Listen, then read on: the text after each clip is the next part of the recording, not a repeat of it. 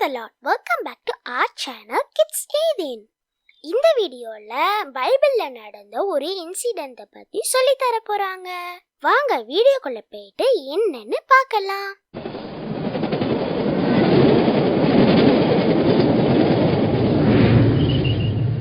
Kids Aidin. But அதுக்கு முன்னாடி பைபிள்ல இருந்து ஒரு வசனம் படிக்கலாமா? வசனம் படிக்கலாமா?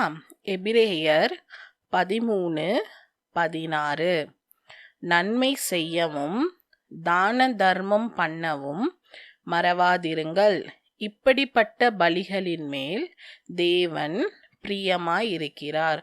இந்த வசனத்துல என்ன சொல்லியிருக்காங்கன்னு பார்த்தீங்கன்னா, நம்ம நன்மை செய்யறதுக்கும் தான தர்மம் பண்றதுக்கும் எப்பயுமே மறந்து போயிடக்கூடாது. இந்த மாதிரி செய்யறதுல யார் பிரியமா இருக்கான்னு சொல்லியிருக்காங்க? தேவன், அதாவது ஏசப்பா பிரியமா இருக்காங்க. இன்னொரு வாட்டி வசனம் படிக்கலாம். எபிரேயர் 13:16. நன்மை செய்யவும் தான தர்மம் பண்ணவும் மறவாதிருங்கள், இப்படிப்பட்ட பலிகளின் மேல் தேவன் பிரியமாய் இருக்கிறார். ஹலோ குட்டீஸ். இன்னைக்கு இந்த வீடியோவில் நம்ம பைபிள்ல இருந்து ஒரு சம்பவம் பார்க்க போகிறோம். அது என்னன்னு பார்த்தீங்கன்னா, ஆபிரகாமை ஆண்டவர் எப்படி அழைச்சாங்க அப்படின்னு சொல்லிட்டு நம்ம லாஸ்ட் வீடியோவில் பார்த்தோம். இன்னைக்கு இந்த வீடியோவில் ஆபிரகாம் ஒரு யுத்தத்துக்கு போனாங்க. அந்த யுத்தம் என்ன, அதில் ஆபிரகாம் என்ன பண்ணாங்க அப்படின்றத தான் நம்ம இதில் பார்க்க போகிறோம்.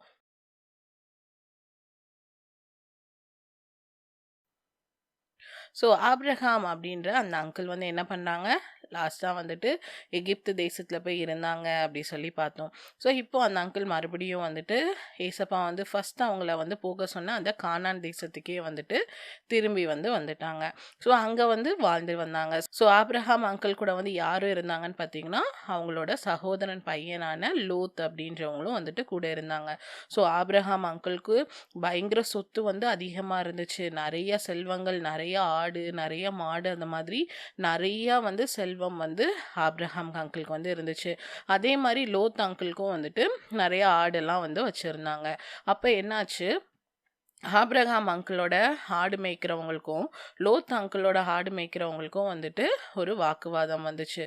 அதனால என்ன ஆச்சுன்னா, ஆபிரகாம் அங்கிளும் லோத் அங்கிளும் வேற வேற இடத்துக்கு வேற வேற திசைக்கு போகிறான் அப்படின்னு சொல்லி முடிவெடுத்தாங்க.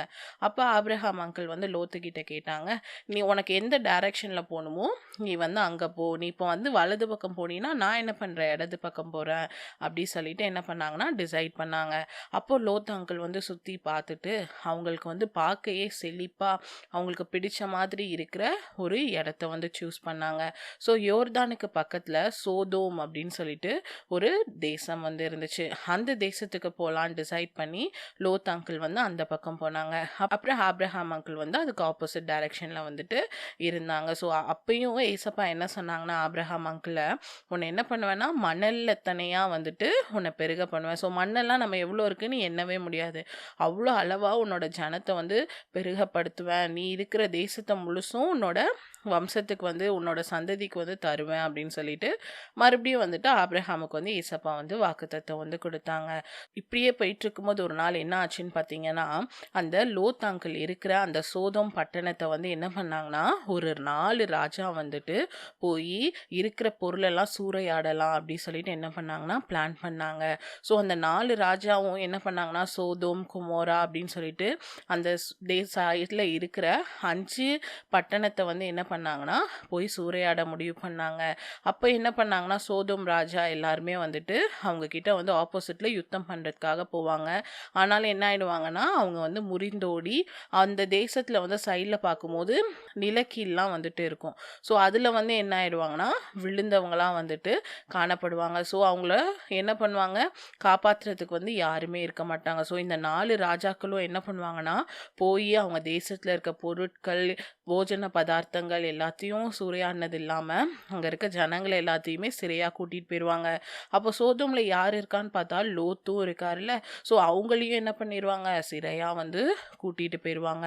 அப்போ அங்கேருந்து தப்பிச்சு ஒருத்தர் ஓடி ஆபிரகாம் கிட்ட சொல்லுவாங்க, இந்த மாதிரி அந்த பட்டணத்தில் இருக்க எல்லாரையுமே என்ன பண்ணிட்டாங்க, சூறையாடி கொண்டு போயிட்டாங்க அப்படி சொல்லுவாங்க. அப்போ என்ன பண்ணுவாருன்னா, ஆபிரகாம் அவரோட ஃப்ரெண்ட்லியாக இருந்த 3 பேரைய கூட்டிட்டு, அது மட்டும் இல்லாம அவர்கிட்ட இருந்த வேலையாட்கள் எல்லாரையும் வந்துட்டு கூட்டிட்டு மொத்தம் 318 பேர் என்ன பண்ணுவாங்கன்னா, அந்த 4 ராஜாக்கள் அவங்களோட படையோட என்ன பண்ணுவாங்கன்னா, சண்டை போடுறதுக்காக வந்துட்டு போவாங்க. ஸோ இவங்க என்ன பண்ணுவாங்க, நைட் டைம் வந்து அந்த சூறையாடி கொண்டு போன அந்த ராஜாக்களோட சண்டைக்கு போவாங்க. ஸோ இவங்க என்ன பண்ணுவாங்க, பார்ட்டா வந்து பிரிஞ்சு அந்த ஜனங்கள் மேல வந்துட்டு யுத்தம் பண்ணுவாங்க. யுத்தம் பண்ணும்போது என்னாச்சு, அந்த ஜனங்கள் எல்லாம் முறிந்தோடி போனாங்க. ஸோ அவங்க கிட்ட வந்து பெரிய படை இருந்துச்சு, நிறைய ஆயுதங்கள் இருந்துச்சு, எல்லாமே இருந்துச்சு. ஆனால் ஆபிரகாம் கூட வந்துட்டு மொத்தமே 318 பேர் தான் இருந்தாங்க. ஆனால் யார் வந்து ஆபிரகாமோட இருந்தது, ஏசப்பா வந்து ஆபிரகாமோட இருந்தாங்க. அதனால தான் ஆபிரகாம் என்ன பண்ணாரு, அவ்வளோ பெரிய படையே என்ன பண்ணாங்கன்னு பார்த்தீங்கன்னா, எல்லாரையுமே வந்துட்டு கொன்னுட்டு அங்கே வந்து சூறையாடி கொண்டு போகப்பட்ட பொருட்கள் அப்புறம் ஆட்கள் எல்லாரையுமே என்ன பண்ணாங்கன்னா, ஆபிரகாம் வந்து விடுவிச்சு கூட்டிட்டு வந்தாங்க. அப்போ அங்கே ஆல்ரெடி யாரை வந்து கொண்டு போயிருந்தாங்க, லோத்தும் அவங்க ஃபேமிலியும் கொண்டு போயிருந்தாங்க. அவங்களையும் வந்துட்டு அந்த இடத்துலேருந்து காப்பாற்றி சோதோம்க்கு வந்து கொண்டு வருவாங்க. அப்போ அந்த சோதோம் ராஜா சொல்லுவார், இங்கேருந்து உங்களுக்கு வந்து நாங்கள் இவ்வளோ பெரிய யுத்தத்தை நடத்துனனால வெகுமதிகளை வந்து கொடுக்குறோம் அப்படி சொல்லுவாங்க. அப்போ வந்துட்டு ஆபிரகாம் சொல்லிடுவார், எனக்கு எந்த விதமான வெகுமதியுமே வேண்டாம், ஆனால் வந்துட்டு அவரோட வந்து ஒரு 3 புருஷர்கள் போனாங்களா, அவங்களுக்கு என்ன தேவையோ அதை மட்டும் நீங்கள் கொடுத்தா போதும்னு சொல்லிட்டு அவங்க மட்டும்தான் வாங்குவாங்களே தவிர்த்து ஆபிரகாம் வந்து எந்த விதமான வெகுமதிகளுமே வந்துட்டு அந்த ராஜா கிட்ட இருந்து வாங்க மாட்டாங்க. அப்போ வந்து அந்த இடத்துல மெல்கி சேதேக் அப்படின்னு சொல்லிட்டு ஒரு தேவனுடைய ஆசாரியன் இருப்பார். அவரை வந்து என்னன்னு சொல்லுவாங்கன்னா, சாலேமின் ராஜா அப்படின்னு சொல்லுவாங்க. ஸோ அவர் வந்து என்ன பண்ணுவார்னா, ஆபிரகாமை வந்துட்டு ஆசீர்வதிப்பார்.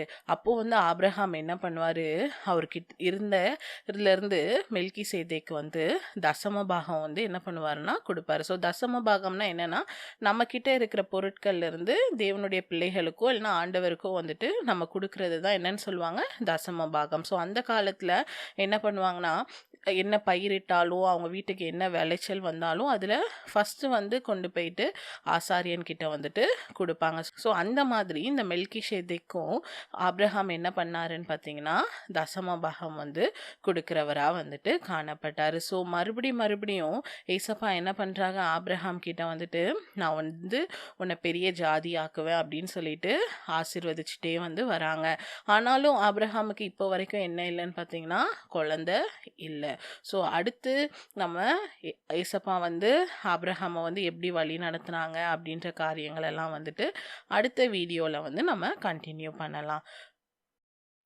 ஸோ இந்த சம்பவத்தில் நீங்கள் பார்க்கும்போது ஃபஸ்ட்டு ஆபிரகாம் வந்து என்ன பண்ணாருன்னு பார்த்தீங்கன்னா, லோத்துக்கு என்ன இடம் வேணுமோ நீ வந்து அந்த பக்கம் போன்னு சொல்லிட்டு விட்டு கொடுக்குறவராக காணப்பட்டார். இவர் வந்து ஃபஸ்ட்டு செலக்ட் பண்ணல, ஆனால் என்ன பண்ணார், லோத்து தான் ஃபஸ்ட்டு செலக்ட் பண்ணார். ஆனால் லோத்து செலக்ட் பண்ண அந்த ஊரை வந்து ஏசப்பாக்கு வந்து பிடிக்கவே பிடிக்காது. ஏன்னா அது வந்து பொல்லாங்கான, ஏசப்பாக்கு பிரியம் இல்லாத, பாவம் செய்கிறவங்க வாழ்கிற இடமாக வந்து அந்த சோதம் வந்து காணப்பட்டுச்சு. ரெண்டாவது பார்க்கும்போது லோத் வந்து ஆபிரகாம் கிட்ட வந்துட்டு ஹெல்ப் வந்து கேட்கல. ஆனாலும் ஆபிரகாம் என்ன பண்ணாரு, அவங்களுக்கு வந்து ஹெல்ப் பண்ணலாம் அப்படி சொல்லிட்டு ஹெல்ப் பண்ணிட்டு அதுக்கேற்ற ரிவார்டை கூட அவர் என்ன பண்ணலன்னா வாங்கலை. எனக்கு வந்து எந்த விதமான பொருட்களுமே வேண்டாம் அப்படின்னு சொல்லிட்டு அந்த ராஜா கிட்ட சொன்னார். ஸோ நம்மளும் வந்துட்டு தேவையோடு இருக்கிறவங்களுக்கு வந்து என்ன பண்ணணும்னா ஹெல்ப் பண்ணுறவங்களாம் காணப்படணும். அடுத்து வந்து அவங்க கண்டிப்பாக திருப்பி செய்வாங்க அப்படின்ற எதிர்பார்ப்பு இல்லாமல் நம்ம வந்து உதவி செய்கிறவங்களாம் வந்து காணப்படணும். மூணாவது வந்துட்டு அந்த மெல்கி சேதேக் அப்படின்ற ஆசாரியனுக்கு வந்துட்டு தசம பாகம் வந்து கொடுத்தாரு. ஸோ நம்மளும் வந்துட்டு இன்னைக்கு வந்து நம்மளோட பிரதான ஆசாரியனா யார் இருக்காங்கன்னு பார்த்தீங்கன்னா ஏசப்பா இருக்காங்க. ஸோ ஏசப்பாவுக்கு வந்துட்டு நம்மளும் வந்துட்டு தசம பாகம் கொடுக்குறவங்களா காணப்படணும். ஸோ பணத்தினால மட்டும் இல்லை, நம்மளோட அன்றாட நாட்கள்லையும் நம்மளுடைய நேரத்தையும் ஆண்டவருக்கு செலவிடுகிறவளா நம்ம வந்து காணப்படணும். ஸ்டோரியை கவனமா கேட்டீங்களா? அதுல சொல்லி கொடுத்தத கண்டிப்பா ஃபாலோ பண்ணிடும், மறந்துடாதீங்க. அப்புறம் நம்ம சேனல்ல நிறைய இன்ட்ரெஸ்டிங்கான கலரிங் புக்ஸ், ஆக்டிவிட்டி புக்ஸ்லாம் இருக்கு. பைபிள் ஸ்டோரி கலரிங் புக் பற்றி தான் வந்து பார்க்க போகிறோம். ஸோ நீங்கள் குட்டீஸ் பார்த்துட்டு இருந்தாலும் சரி, பேரண்ட்ஸ் யாராவது பார்த்துட்டு இருந்தாலும் சரி, இந்த புக்கோட வியூ வந்து எப்படி இருக்குது அப்படின்னு சொல்லிட்டு உங்களுக்கு காட்டிடுறேன். ஸோ டோட்டலாக இந்த புக்கில் 244 ஸ்டோரிஸ் இருக்குது. ஓல்ட் டெஸ்டமெண்ட் ஸ்டோரிஸ்லேருந்து நியூ டெஸ்டமெண்ட் வரைக்கும், அதாவது ஜெனசிஸ்லேருந்து வெளிப்படுத்தல் வரைக்கும் எல்லா ஸ்டோரிஸுமே உங்களுக்கு கவர் ஆகி இருக்கும். மொத்தம் ஓல்ட் டெஸ்டமெண்ட் ஸ்டோரிஸ் 167 இருக்குது. அண்ட் அதோட கண்டினியூஷனாக நியூ டெஸ்டமெண்ட் இருக்கும். டோட்டலாக 244 ஸ்டோரிஸ் இருக்குது. ஒவ்வொரு ஸ்டோரிஸ்லையும் உங்களுக்கு வந்து ஒரு ஹெட்டிங் இருக்கும். அண்ட் அது கீழே அந்த ஸ்டோரி எங்கே இருக்குது அப்படின்ற பைபிள் போர்ஷன் இருக்கும். ஒரு கலரிங் பேஜ் இருக்கும். கீழே வந்து மெமரி வேர்ஸ் இருக்கும். எல்லாமே வந்துட்டு பைலிங்குவலாக இருக்கும். அதாவது இங்கிலீஷ்லேயும் இருக்கும், தமிழ்லும் இருக்கும். இந்த மாதிரி தான் எல்லா ஸ்டோரிஸுமே உங்களுக்கு இந்த புக்கில் வந்து ப்ரெசென்ட் ஆகியிருக்கும். ஸோ இந்த புக்கை நீங்கள் பர்ச்சேஸ் பண்ணணும்னு நினச்சிங்கன்னா கீழே வந்துட்டு நான் லிங்க் கொடுத்துருக்கேன். ஸோ இதோட காஸ்ட் வந்து நம்மளோட வெப்சைட்டில் கம்மியாக இருக்கும், அமேசானில் கொஞ்சம் அதிகமாக இருக்கும் டியூ டு அமேசான் சார்ஜஸ். நீங்கள் வேணும்னா இதில் பர்ச்சேஸ் பண்ணுங்கள். உங்களுக்கு போஸ்ட் மூலமாக நான் டெலிவரி வந்து பண்ணிவிடுவேன். உங்களுக்கு அது வேணுமா? கீழே லிங்க் கொடுத்துருக்கேன்.